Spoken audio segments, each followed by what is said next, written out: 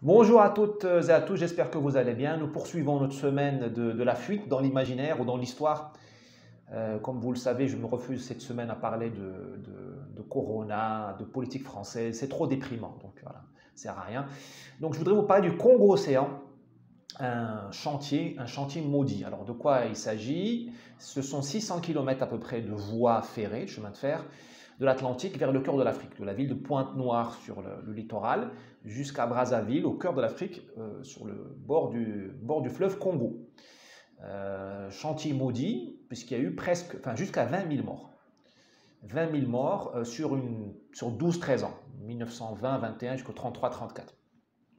Pourquoi il y a eu les 20 000 morts? Parce qu'il y a un segment, le segment montagneux, les premiers 100 km en venant de l'Atlantique, sont terribles. C'est de la montagne, c'est très relief très cassé, très abrupt, sol glissant, inondé en permanence, parce que c'est la forêt équatoriale.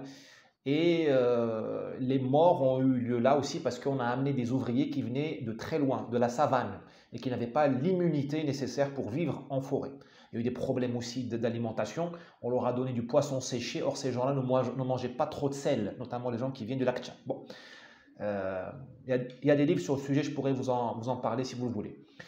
Une histoire drôle hein, sur le Congo-Océan, c'est que vu l'hécatombe des ouvriers noirs, on s'est dit on va amener des ouvriers vietnamiens. Parce que nous étions encore dans l'époque dans les théories racialistes, comme aujourd'hui, hein, c'est juste qu'on a changé le sens des priorités. Mais on s'est dit on va ramener des Asiatiques, sont plus sérieux, tout ça.